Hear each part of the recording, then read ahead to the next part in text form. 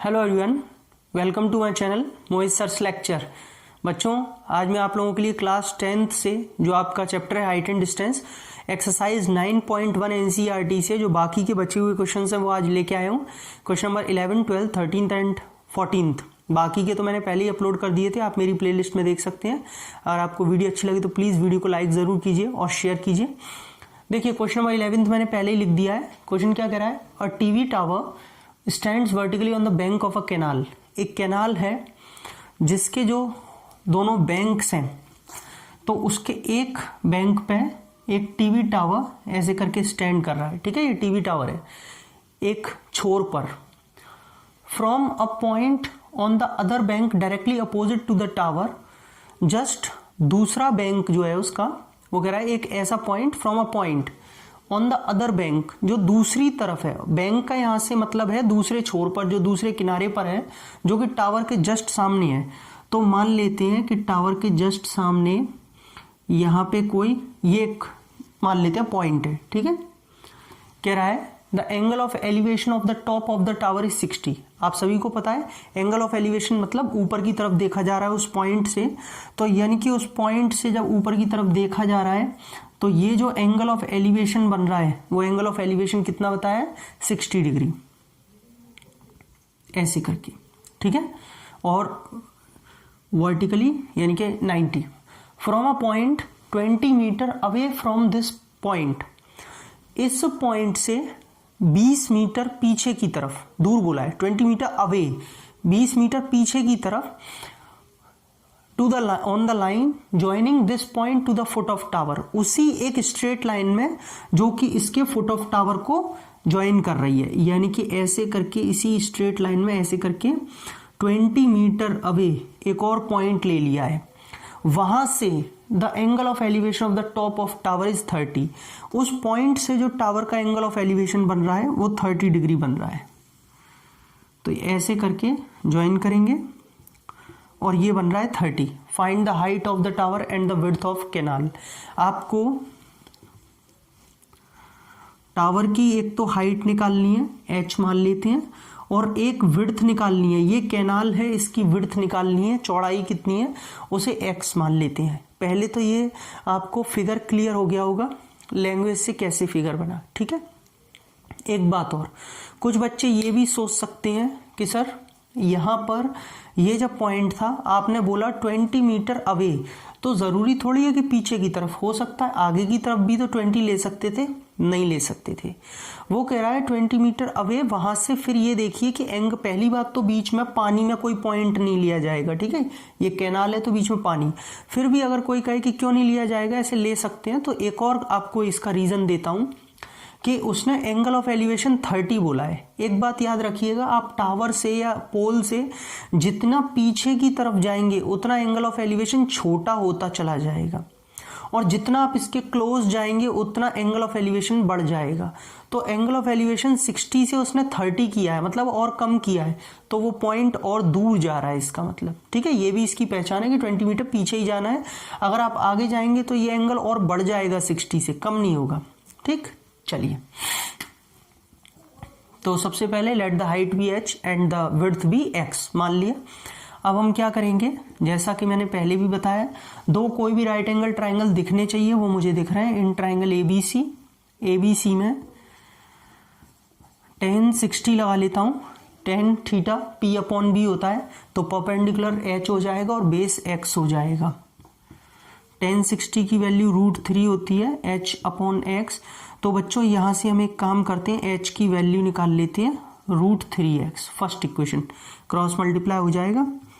Again in triangle ABD triangle ले लेते हैं, जिसमें अगर हम tan 30 डिग्री लगा लेते हैं तो परपेंडिकुलर अपॉन बेस, परपेंडिकुलर तो h हो जाएगा ये, और बेस की जगह पूरा आएगा इस बार BD, जिसमें x और 20 दोनों ही आ जाएगा। ठीक है, तो tan 30 की वैल्यू सब बच्चे जानते हैं 1/√3 h अपॉन x प्लस 20। बच्चों क्रॉस मल्टीप्लाई करेंगे, then we will get x plus 20 is equals to √3h। ठीक है, यही तो होगा। h की वैल्यू कितनी है? √3x। आप पुट कर दीजिए यहाँ पे h की वैल्यू आप √3x यहाँ पे पुट कर दीजिए फ्रॉम इक्वेशन फर्स्ट। आप चाहें तो आगे रीजन दे सकते हैं फ्रॉम इक्वेशन 1। तो ये x + 20 = 3x हो जाएगा। सबको समझ में आ रहा होगा, √3 × √3, x उधर जाके माइनस हो जाएगा तो कितना बचेगा 2x, और ये 20 एज इट इज।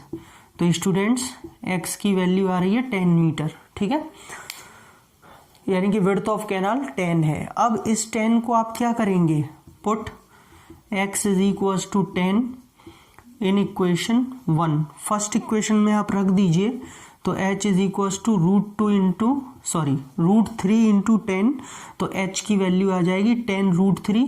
√3 की आप वैल्यू लगा सकते हैं 1.732, तो 17.32 मीटर आ जाएगी। ये लीजिए जो दोनों आंसर हैं, मैं इन पे ब्रैकेट बना देता हूं ताकि आपको क्लियर हो जाए कि कौन से, यानी कि ये विड्थ ऑफ कैनाल और ये हाइट ऑफ टावर। तो आई होप आपको बिल्कुल क्लियर हो गया होगा। सिंपल, अगर आपने फिगर आराम से बना लिया तो सॉल्यूशन बहुत इजी है। देखिए स्टूडेंट्स, ये क्वेश्चन नंबर 12 मैंने लिख दिया है। From the top of a 7 metre high building, क्या मतलब है, एक 7 मीटर हाई बिल्डिंग दी है, उसके टॉप से the angle of elevation of the top of a cable tower is 60 degree. यानी कि हमें यहां तक एक चीज समझ में आ गई कि एक तो इसमें बिल्डिंग है और एक टावर है। अब अगर आपको ये समझना है कि कौन बड़ा कौन छोटा, बिल्डिंग या टावर, कौन हाइट में ज्यादा कम है, तो एक चीज ध्यान से देखिए कि बिल्डिंग के टॉप से, बोला ना from the top of a 7 metre high building, यानी कि एक 7 मीटर हाई बिल्डिंग है, ये रही कोई 7 मीटर हाई बिल्डिंग है, मान लेते हैं ये कह रहा है इसके टॉप से the angle of elevation of the top of cable tower. Angle of elevation की बात कर रहा है। एंगल ऑफ एलिवेशन मतलब अभी भी ऊपर देख रहा है, तो इससे ये एक चीज क्लियर होती है कि जो टावर के टॉप तक देखा जा रहा है लेकिन ऐसे ऊपर देख रहा है, इसका मतलब जो टावर है वो इस बिल्डिंग से ज्यादा हाइट पर है, ठीक है। ऐसे करके आपको पता चलेगा कि कौन बड़ा कौन छोटा है। हाँ जी, कितना एंगल दिया है 60 डिग्री। अब एंगल कोई हवा में तो होगा नहीं, उसको एक हमें हॉरिजॉन्टल लाइन की, प्लेन की जरूरत पड़ेगी, तो हमने एक हॉरिजॉन्टल लाइन डाली और ये हमें दिया हुआ है 60 डिग्री। पहले मैं थोड़ी नेमिंग कर देता हूं ताकि आसानी हो जाएगी चीजों को समझने में। And the angle of depression of its foot is 45। देखिए उसने उसी को सब्जेक्ट रखा है, आगे बढ़ रहा है कि एंगल ऑफ एलिवेशन जो टावर का बन रहा है वो 60 बन रहा है, and the angle of depression of its foot, मतलब यहीं से देखा जाए तो एंगल ऑफ डिप्रेशन जो बन रहा है उसके फुट तक वो 45 डिग्री बन रहा है। Find the height of the tower. अब ये बात आपको भी पता है कि अगर ये 7 है तो यहां से ये भी 7 मीटर ही होगी। तो एक काम करते हैं, इसे हम h मान लेते हैं, इसे हम क्या मान लेते हैं, h मान लेते हैं, इतनी हाइट को, AB को। तो जब भी हमारे पास में स्मॉल h निकल के आएगी बाद में, उसमें अगर हम 7 ये ऐड कर देंगे तो टोटल हाइट जो आ जाएगी हमारे पास में टावर की, AC। पहले फिगर आपको क्लियर हो गया बिल्कुल अच्छी तरीके से। देखिए जिस ट्राइंगल में अप्लाई करते हैं उसको मेंशन करते हैं। ट्राइंगल ABE में ले रहे हैं हम, लेकिन मैं आपको एक बात बता देता हूं, मेरे पास यहाँ पे बेस नहीं गिवन है तो मैंने उसको x मान लिया। Let the base BE be x, ठीक है। ये लाइन आपको लिखनी है, मैंने टाइम बचाने की वजह से लिखाता नहीं, आप लैंग्वेज में लिखेंगे late the height AB be h and base BE be x in triangle ABE।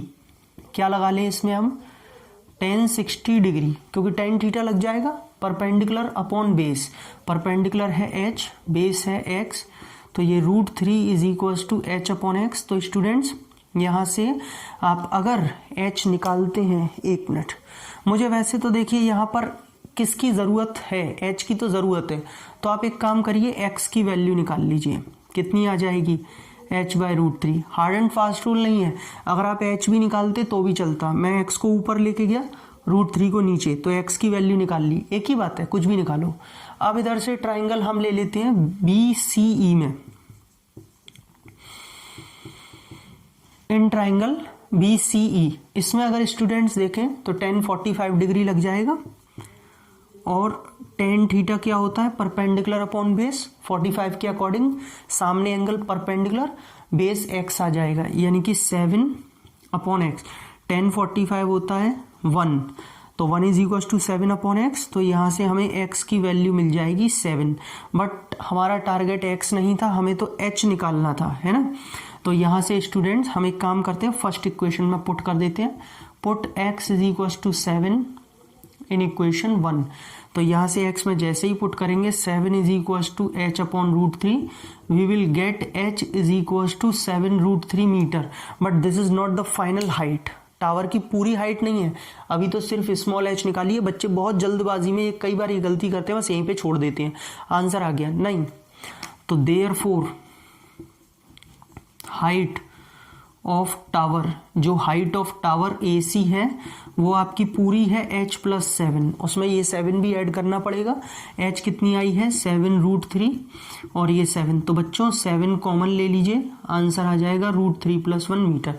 अब देखिए इसमें दोनों चीज़ें, अगर आपको √3 की वैल्यू दी है क्वेश्चन में साइड में यहाँ पे, तो आप पुट करके पूरा आंसर निकाल सकते हैं, नहीं दी है टाइम है तो भी कर सकते हैं। √3 की वैल्यू 1.732 प्लस 1 करेंगे 2.732, 2.732 का 7 में मल्टीप्लाई करेंगे तो डेसिमल में भी आंसर आ जाएगा कि हाँ इसका क्या आंसर आ रहा है, और यहाँ पे इसकी टोटल हाइट निकल के टावर की आ जाएगी। आई होप आपको क्लियर हो गया होगा। तो बच्चों इस वीडियो में मैं आपको यही 2 क्वेश्चन कराऊंगा, 11 और 12। अगली वीडियो में 13 और 14 दोनों कराऊंगा। अगर आपको वीडियो अच्छी लगी है तो प्लीज़ वीडियो को लाइक करें, शेयर करें, मेरे चैनल को सब्सक्राइब कर लीजिए ताकि आपको नोटिफिकेशंस मिलते रहे, और बेल आइकन को जरूर हिट करिए ताकि सारे नोटिफिकेशन मिले। मेरे डिस्क्रिप्शन में देख लीजिएगा, मैं अपने पेजेस का लिंक दे दूंगा, Unacademy page, Facebook page, Instagram page. आप मुझसे अनअकैडमी पे भी ज्वाइन हो सकते हैं।